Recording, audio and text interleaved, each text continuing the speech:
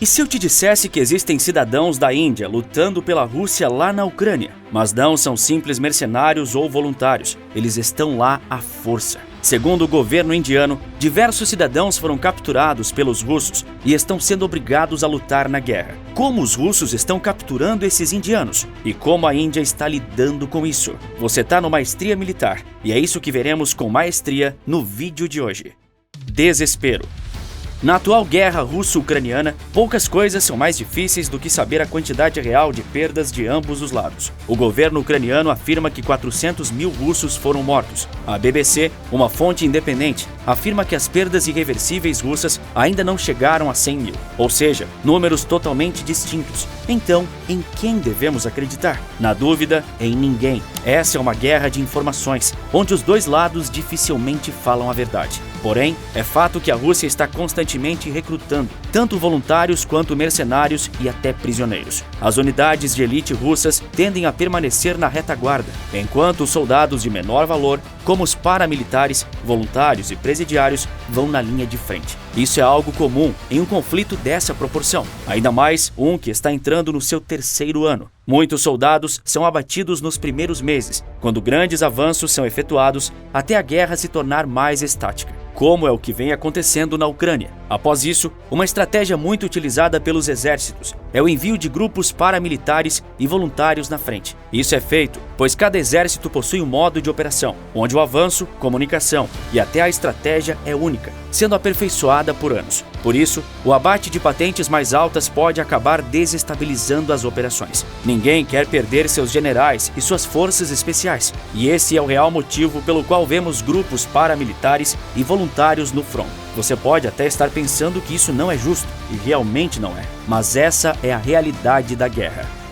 Conflitos dessa magnitude são exaustivos, tanto para os soldados quanto para a indústria e a economia de uma nação. Para você se tornar uma máquina de combate, precisa investir pesadamente na sua capacidade industrial de sustentar perdas de equipamentos e alto consumo de munição. A escassez de munição e artilharia chegou a ser o pivô de uma grande crise que a Rússia sofreu em 2023, quando o ex-chefe do grupo Wagner, Evgeny Prigozhin, declarou que seus homens não estavam recebendo equipamentos e munições necessárias para o avanço em Bakhmut. Esse foi um sinal de fragilidade da Rússia. Porém, após esse ocorrido, os russos aumentaram a sua produção bélica. Hoje, com a Ucrânia passando por um período de escassez de equipamentos, a Rússia vem exercendo sua superioridade em munição, artilharia e bombas aéreas. Existe uma denúncia de que os russos estariam realizando tráfico humano, onde eles oferecem um serviço de ajudante no exército, tipo taifeiro, e quando a pessoa chega, ela é obrigada a lutar na frente de batalha. Por incrível que pareça, não foi em apenas um país que isso ocorreu. Em setembro do ano passado,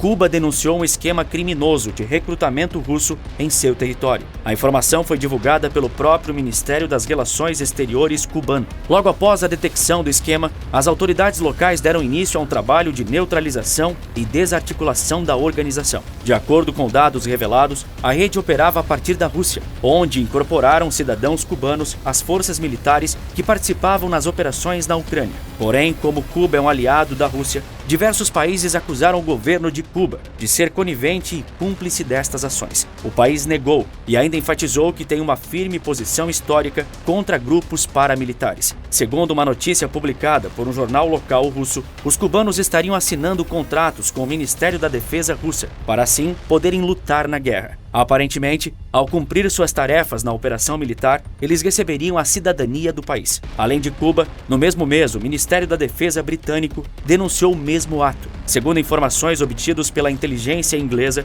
as autoridades russas estariam tentando reabastecer as forças armadas, recrutando cidadãos de países vizinhos. Segundo o estudo britânico, teriam anúncios online sendo veiculados na Armênia e no Cazaquistão, oferecendo pagamentos para a entrada no serviço militar russo. Ativistas dos direitos humanos afirmaram que o mesmo ocorre com estrangeiros que decidem obter a cidadania russa. Se algum estrangeiro chegasse e demonstrasse interesse em obter a cidadania do país, seria obrigado a cumprir com as tarefas em operações militares inicialmente. Porém, esses supostos fatos ocorreram no ano passado. Mas acredite, isso que te contei ainda nem é tão problemático quanto o que ocorreu na Índia. Lá, o buraco é bem mais embaixo. Uma forte denúncia. Na quinta-feira, dia 7 de março, o Ministério das Relações Exteriores da Índia anunciou que alguns de seus cidadãos poderiam estar lutando na Rússia contra sua vontade. A denúncia veio após a família de Mohammed Asfan trazer o caso a público. Pelas informações fornecidas, Asfan era morador de Hyderabad, uma cidade indiana. Ele viu uma postagem aqui mesmo no YouTube, onde prometia emprego de ajudante no exército. Pelas informações, o serviço era similar a de um taifeiro. Após 6 meses de serviço, ele receberia residência permanente no país. Essa grande promessa o levou a viajar para a Rússia, deixando para trás sua esposa e seus 2 filhos. Porém, ele não sabia que ao chegar lá seria obrigado a lutar na guerra. E pior, ele não sabia que iria perder sua vida em nome da Rússia. O irmão de Asfan veio a público. Disse que recebeu uma ligação vinda direto da fronteira com a Ucrânia. Para sua surpresa, o seu irmão estava lá sendo obrigado a lutar, e uma das maneiras que eles usaram para obrigá-lo foi a apreensão de seu passaporte. Desta forma, ele não poderia voltar para casa. Não poderia e não vai. A embaixada indiana na Rússia informou que estão realizando tudo o que está a seu alcance para trazer os 2 corpos para casa. Sim, você não ouviu errado. Asfan não foi o único que teve a vida ceifada com este falso anúncio. Um vídeo semelhante atraiu a atenção de Remil Mangkuya, um bordador de apenas 23 anos. Ele morava com seu pai em Gujarat, na Índia, e abandonou tudo para ir para a Rússia. Ele tinha sido informado que iria trabalhar como ajudante no exército e que para isso receberia um treinamento de 3 meses. Mas ao chegar à Rússia, ele não podia mais voltar e percebeu que seu treinamento não era para ser ajudante, e sim para lutar na guerra. Seu pai, Ashwin Mangkuya, disse que recebeu a informação de que havia perdido o filho no dia 23 de fevereiro e que até o momento está esperando a chegada de seu corpo para que possam realizar uma última cerimônia e se despedir.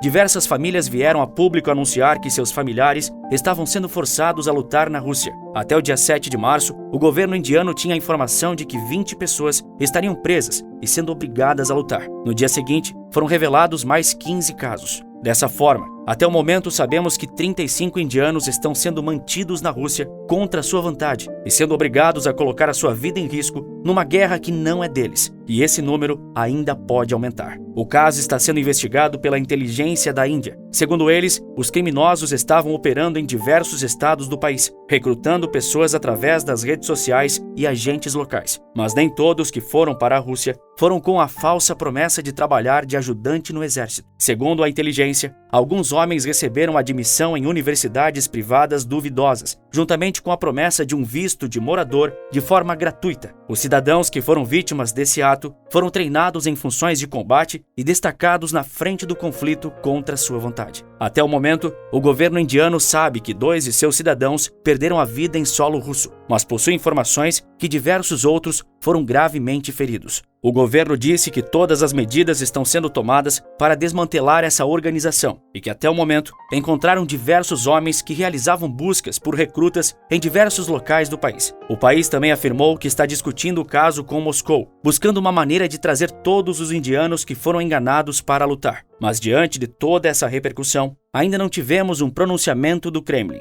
Nova Delhi e Moscou desfrutam de uma relação estreita de décadas, com a Índia se recusando a condenar a Rússia pela invasão da Ucrânia. Além disso, o país é um dos maiores compradores do petróleo russo, financiando indiretamente o esforço de guerra de Vladimir Putin. Porém, será que esse tráfico de indianos para a frente de combate pode estremecer e talvez arruinar as relações tão próximas entre Índia e Rússia? Agora eu tenho certeza de que o público que assiste ao Maestria Militar é um público altamente qualificado. Por isso eu sei que você tem uma opinião formada e eu gostaria de saber o que você acha sobre esse caso da Rússia. Você acredita que o governo russo está por trás disso ou o grupo Wagner? Além disso, você sabia que a Rússia está sob forte pressão e que a OTAN vem cercando o país com milhares de soldados? Fiz uma análise completa sobre isso, com todos os lados, e eu te conto tudo no vídeo que está aparecendo aqui na sua tela. Basta clicar que eu te vejo do outro lado em poucos segundos. Você está no Maestria Militar e eu te vejo na próxima batalha.